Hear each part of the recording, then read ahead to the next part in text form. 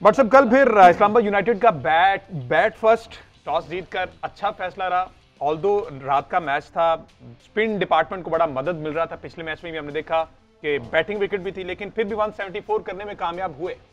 देखिए Islamabad United although के जो एक टाइम पे लग रहा था कि बड़ा स्कोर करेंगे वो तो अचीव नहीं किया, but they one the match easily. उन्हें तो इसी में बहुत लगा, यानी कि कोई अराउंड 39 रन से इन्होंने मैच जीता है।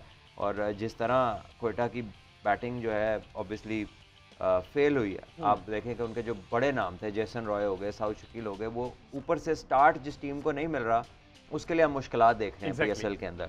और दूसरी इसके बरक्स अगर देखें तो गप्टिल का 56, उसके साथ एलेक्स हेल्स 23, 31, सलमान आगा, तो ये वो जो रेगुलर रन्स कर रहे हैं टीम्स के टॉप 3, वो टीमें जो है ना वो आसानी के साथ मैचेस में फतेहाब हो रही हैं। दूसरी तरफ फिनिश इनकी भी कोई ख़ास नहीं थी। एक दफ़ा ऐसा लगा कि 200 के करीब पहुंच जाएंगे, लेकिन ये आखिरी 4-5 प्लेयर्स बड़ी जल्दी आउट हुए और आखिर में एक नसीम शाह का छक्का था जो इन्हें 170 प्लस ले गया वो शॉट। और उसके बाद जब ये चेस में आए हैं तो आई थिंक क्रेडिट जाता है इस्लामाबाद यूनाइटेड को, स्पेशली इमाद वसीम को।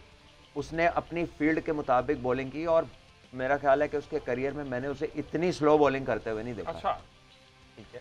कल उसने प्रॉपर फ्लाइट के साथ बॉलिंग की है, जो कि उसका फोटे ही नहीं है, जो वो करता ही नहीं है। So change of plan, surprise का एलिमेंट, वो एक चीज़ करता ही नहीं है।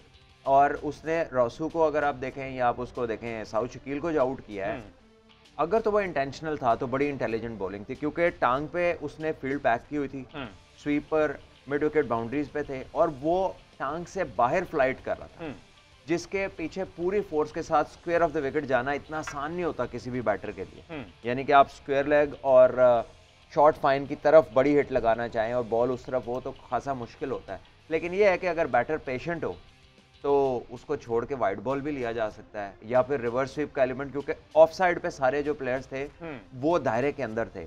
लेकिन रायली रोसू ने भी सोचा कि मैं टांग की बाउंड्री इजीली क्लियर कर दूंगा। साउथ शकील का तो खैर वो पहले ही स्ट्रोक खेल गए और ग्लव्स पे लगा। तो आई थिंक इमाद वसीम को बड़ा क्रेडिट जाता है, बड़ी नपी तुली उनकी तरफ से बॉलिंग थी और उन्होंने विकेट्स भी हासिल की और इंपॉर्टेंट विकेट्स उन्होंने ली।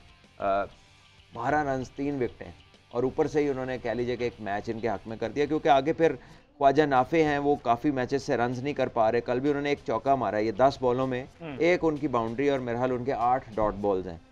इसी तरह अगर आप उनके साथ देखें, लॉरी एवंस कोई नहीं नज़र आ रहे, रायली रोसू पूरे टूर्नामेंट में एब्सोल्युटली ज़रूरी काम से सो रहे कोई उनकी तरफ से परफॉर्मेंस नहीं आई। तो फिर क्वेटा का ऐसे में जीतना मुश्किल था और मेरा ख्याल है कि ये इनके कोच के सीवी के लिए भी अच्छा नहीं, जो कि पाकिस्तान